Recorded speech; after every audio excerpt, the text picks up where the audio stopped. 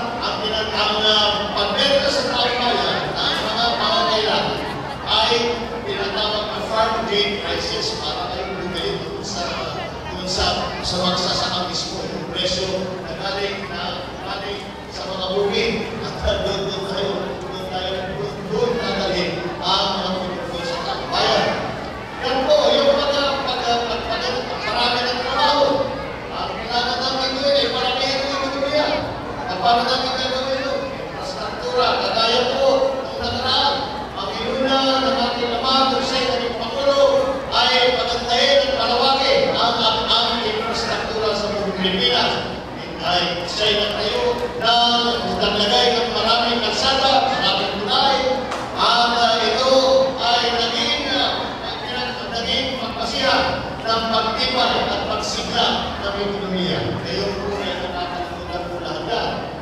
Ngunit kahit pa paano, nahihirapan po ang taong bayan. Pero pagka sinasabi natin, narinig natin sa ating mga leader, sinasabi nila, ang daming yaman na pumapasok na sa Pilipinas. Ang bilis daw ng paglaki ng ekonomiya ng Pilipinas. Ang tinatanong ko, bakit hindi natin nararamdaman sa ilalim? Bakit sa grassroots level, hindi natin nakikita, hindi natin nararamdaman? Paano dahil hindi natin nabibigyan ng solusyon itong mga problema hinaharap natin? At bakit naman yung gano'n? Galing-galing naman ang Pilipino.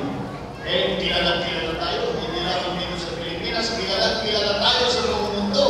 Kaya naman, meron tayo halos 7 milyon na OFW na kinukuha ng ating mga pinalabas ng mga employer. Kapag mamimili sila, halimbawa, may nag-a-apply na Pilipino, may nag-a-apply na galing sa ibang lugar, ay sila yung namimili lagi ng Pilipino. Kilala nila ang Pilipino ay masipag, matyaga, mahusay, hindi magnanakaw, hindi loyal sa kanilang trabaho. Yan ang mga kakakihan na kinikilala sa Pilipino sa buong mundo. Kung gano'n na ang kami ng Pilipino, bakit hindi pa tayo nakakapagdamaging ayos ang ating bilang parang at bibigyan ng solusyon ang mga problema ginagawa natin? Yung po ay sa palagay ko, sa ating pagtingin, sa ating pag-usap, sa ating mga kababayan, sa ating pag-uugnay at pag-aaral tungkol sa mga problema nito, ay ang sa ating pananaw. Ang nagiging problema kung bakit hindi natin maayos-ayos lahat po ito, kahit na alam natin ang sagot, alam natin ang solusyon, bakit hindi natin magawa? Sa aking pananaw, ito ay dahil sa nakaraang ilang administrasyon, ang ating mga leader, imbes na ipinagsasama-sama, imbes na ipinagkakaisa ang sambayan ng Pilipino, tayo po ay pinag-aaway-away, tayo po ay pinaghihiwa-hiwalay, pinapakakatan ang ating lipunan, alam-alam lamang sa politika. Lamang nila, inuuna lagi nila ang kanilang sarili. Inuuna nila ang kanilang partido. Inuuna nila ang kanilang mga malalapit sa kanila, yung mga malalapit sa kanila, mga kaibigan. Hindi nakakalimutan nila ang dapat nilang gawin at kung bakit nasa servisyo publiko ang mga opisyal. Nakakalimutan nila na ang trabaho nila ay dapat sa kapakanan ng taong bayan. Hindi para sa sarili, hindi para sa partido, hindi para sa sariling grupo, o hindi para sa sambayan. Kaya po, sa aking pag-iikot, sa aking pag-uusap, sa ating mga kasamahan, sa ating mga kababayan, lagi po pinapaalala sa kanila na nawala sa atin, parang nawala sa atin ang pag-iisip. At pinapaalala ko na dapat hindi natin binawan ang pag-iisip. Hindi natin dapat kalimutan na ang magmamahal lamang sa Pilipino ay Pilipino din. Ang tumutulong sa Pilipino ay Pilipino din. At hindi tayo makakaasa na tayo kung kanino pa kung hindi sa ating mga kababayan. Kaya makikita natin kung maisipin, kung magkahiwa-hiwalay tayo, ilang grupo tayo, marami tayong aksyon, marami tayong grupo, kahit lahat-lahat ng tatrabaho, mag-iit na naman nagawa naman yan. Ngunit, kung ipinagsama-sama mo, lahat ng Pilipino nagtutulungan na nagtatrabaho sa direksyon ang kanilang tinutunguhan, mararamdaman siguro natin na magiging progresibo ang Pilipinas. Mararamdaman siguro natin na gumaganda ang buhay sa Pilipinas. Maalala naman po niyo siguro na meron tayong kasabihan doon at isang yung pag-iisip ng pamahalaan ng taong bayan na pagka tayo ay Pilipino, tayo ay isang bansa, isang diwa at isang tuwa. Yan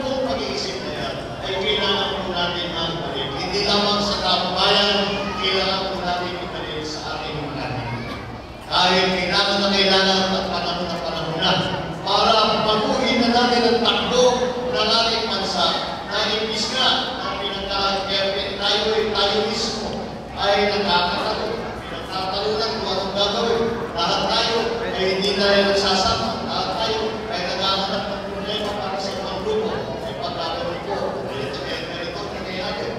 Ayaw kami na yaman ang pumapasok sa Pilipinas, hindi na naman ng tao. Ayaw kami na yaman ang ayaw may kabubuti na dumadating sa Pilipinas ay ihilan lang ang nakakaramdam. Kaya po, sa aking pag-iikot at pag-uusap sa lahat ng ating mga kasamahan, lahat ng ating mga kababayan, lagi kong sinasabi na lalo na kayo, pagkakataon po tayo na baguhin yan. Meron tayong pagkakataon na ibalik sa pag-iisip ng Pilipino na kung saan lang tayo galing. Ay tayo lang ay Ilocano, Tagalog, Bisaya, Waray, wala po tayo sa ating galing. Sa punong-tulo po tayo ay Pilipino. At sa pag-iisip na yan, ay kailangan natin dalhin po dito sa darating na kampanya, dito sa darating na lahat. Alam po ninyo, siyempre, papasukan po tayo sa kampanya, kahit na hindi pa official ang PNP, papunta na po tayo doon. At marami po natin sa inyo. Marami po ang hihingin, moto, tulong, inyong suporta. Ang kailangan po gawin natin para matiyak na gumanda ulit ang pangako ng pamala. Nagundang maganda ulit ang magsasama-sama ng ating kapatayan. Ay, tingnan niyo po ang record ng bawat kandidato ng malapit sa inyo. Tingnan niyo po ang kanilang karanasan. Tingnan niyo ang ang mga ipinaglaban nila na prinsipyo. Ano ang kanilang naging pagpindigan kung ano ba ang pagkatalo.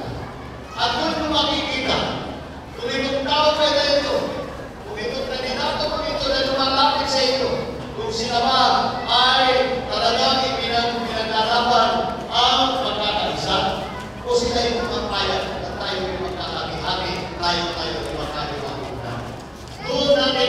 Doon tayo mamili sa ganun klaseng pagsusuri. Doon sa ating mga kandidato, doon tayo mamili. Piliin natin ang mga kandidato at ang mga magiging leader na pinagsasama-sama, pinagkakaisa ang Pilipinas. Yan ang mga kailangan po ngayon. Yan ang hamon ng panahon. Yan ang inaasahan ng taong bayan. Yan ang inaasahan ng ating bansa para maging uulit ang ating pagsasama-sama. Para maulit na bumalik tayo sa panahon na hindi lamang nagre-respeto tayo sa isa't isa. Kung hindi, pati ang buong mundo ay nagre-respeto sa atin at nakikita yan ang Pilipinas. Sila yung nagkakaisa, magiging magandang landas ng bansa na yan dahil sila ay pinagkakaisa. Dahil ko na lang, sa 2016 na halalan, palagay ko, yan po ang magiging napaka-importanteng pagsusulinan para sa ating mga kandidato. Ako'y ramdam ko na ito ang hamon ng panahon. Ito ang hamon ng ating mga kababayan. Ito ang hamon ng kabataan at ng ating kinabukasan. Kailangan na natin gawin ito. Kailangan na natin tapusin ang pag-aaway-away sa Pilipinas. Kailangan naman natin ibalik ang Pilipino taas na po kahit kanya. Kung nakikita ko naman po, pagka naman na pinamipigtas ko, nakapag-usapan ko ito ng mga ganito, maliwanag na pinatagod ko naman ng tao. Kaya sa palagay ko, basta tanggap po kayo sa tulong po ninyo, sa suporta po ninyo, sa hindi lamang sa darating na halalan, kung hindi sa tuluyang trabaho ng serbisyo publiko ng ating mga leader sa bansang Pilipinas, makakantap po natin itong magkakaisa nito, itong pangarap po natin